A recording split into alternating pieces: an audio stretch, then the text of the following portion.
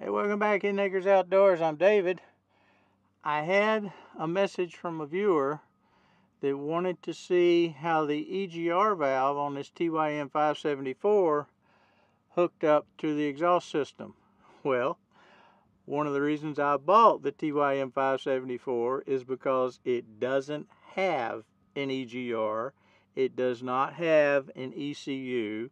It doesn't have any of that. It's as mechanical as you can get in a Tier 4 engine for, you know, the under 65 horsepower rating or whatever the rating is where you got to put DEF in them. But in a matter of fact, that's why I didn't get the next model size up on the TYM, was because I didn't want to have to fool with all that stuff, and I didn't want an $800 or $900 wiring harness with 16,000 different sensors. So he asked me if I'd do a video of the engine, and without popping the hood all the way off, because I got work to do today, but I will do what I can to give you a good bird's eye view of this engine. And if you know anything about engines, you're going to be able to work on this with some modicum of success versus having to get a computer to figure out why your diesel engine is back farting instead of working. So here we go. Let's turn this thing around and take a look. And there's not much to say. It's just take a look at it. If you're mechanically inclined, you know what you're looking at. And from dual hydraulic pumps, just glancing at it here right quick, to the starter generator, the starter motors, to the alternator's got splash guards on it. It's just fantastic. So without me running my trap, let's just take a look. All right, we'll start in the front. Battery's easy enough to get to. Mechanical closing here. There's a lever on the side. It's no muss, no fuss. The same type air filter you're going to see on about all compact tractors. Your coolers. You got two screens. You've got an outer screen here. And don't forget, on the back side of your radiator, you also have another screen that's it's actually hidden behind this right here, but you can get to it from the other side. So here's the exhaust system running up in. Your belts. And if there's anything in particular y'all want to see on one of these engines, let me know and I'll take a video of it. This big round thing in the back, I'm not going to touch it because I've been running it. That's the DPF. On this model tractor, since it does not have an ECU, and I am by no means telling you to go out and do this, because if you do, number one, you're going to avoid your warranty, and number two, it's probably illegal. But I've heard it told outside of church on Sunday mornings that that's just a bolt-on DPF, and you can take that whole thing off, and since you don't have an ECU, it works like a champ with a straight pipe. So I'll leave that between you and your conscience and the good Lord above, and we'll just keep taking a look back here. Like I said, you got dual hydraulic motors, one for the hydrostatic and one for the rest of this beast. Starter generators.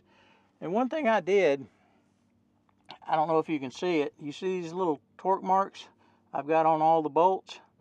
I did that right after I got it. The first thing I did was check the torques on all the bolts, tires, wheels, everything. And that way I'm not constantly having to pull a torque wrench out or check these things to be tight. As you walk around this, making sure you got oil and everything else before you go crank it up and use it, all you got to do is glance at these torque stripes. And if they've moved or they're broken, then you need to retorque that bolt. I put them everywhere I could get it. I was just painting crazy like a teenage girl with fingernail polish when when I got the torque stripe tube in. And that stuff's only like $5 a tube. And I use maybe 1/3 of a tube doing this tractor. So that's not a bad idea to do. Here's the back side of the exhaust and where everything comes around out of the DPF. Let's walk around over here. And I'll tell you something else. I just got to say it. Look how daggum beefy these axles are. I mean, that is fantastic and awesome for a truck like this. I mean, a tractor like this. You see, you got all your nipples for your grease ports. Most of them are easy to get to. That one's not difficult, but you also have one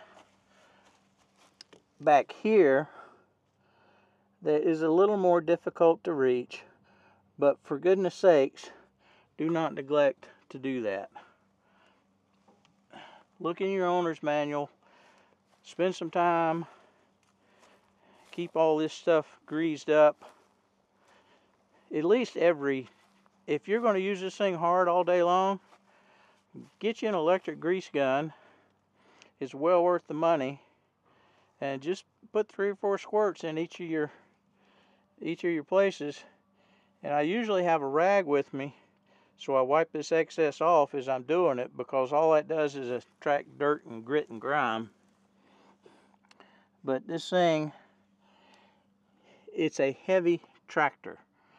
This one with the ballast in the tires goes, and with nothing on the back, with the ballast in the rear tires and the front end loader, I think it goes about 6,700, 6,800 pounds.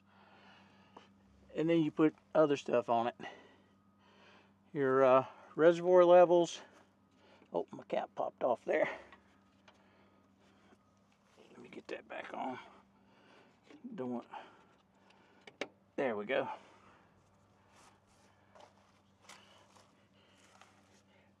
Fan belts are easy to get to and check. I mean, it's a mechanic's tractor and not a computer whiz kid tractor when it comes time to work on it. Your oil filters, your fuel filter. I mean, it's just easy to get to. Now, you do have a couple of solenoids on there, but nothing like you would have on an ECU controlled engine. So this thing, in my opinion, is a cat's meow, and this Kukje engine is exactly why I bought this tractor. And I'm not scared of, this one has the turbocharger on it, as you probably saw, but I'm not afraid of a turbocharger. All you got to do is make sure you let them get some oil lubrication before you go slamming the throttle wide open, and give it a couple of minutes to cool down at your low engine idle before you shut it off, so you don't warp your blades on that thing. But I can't see what all we're seeing and not seeing. Let me see if I can get my hand back up in here. I hope that works out, because I can't even see what we're pointing at. But if you got any other questions on it, give me a holler, and we'll get to it. And since I mentioned them earlier, you got 2 more grease zerks back here. People think, they talk about their hydrostatic being stiff, probably because they hadn't had those greased up.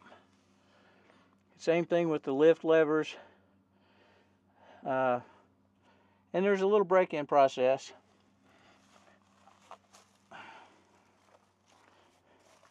I've had people ask me, because they've heard that it's hard to get into and out of gear. Well, when it's brand new, that's probably true. But the only thing you have to do, instead of trying to jam this and force it, is, if you roll forward or backward a couple of inches, this thing will pop right out of whatever gear you happen to be in and slide right into the next gear with no grinding, no forcing. Please don't do that to your hydrostatic or you're going to break it. But my cab's dirty because it's been doing some work. 6-year limited warranty. Any rate, I'm going to go get myself a glass of water. And since I got this thing full now, I'm going to be back up here, and I've got some grading to level off around the new pad that we poured, put some gravel out on that, and we'll just play on the tractor the rest of the day. All right, we'll see you next time in Acres Outdoors. Bye.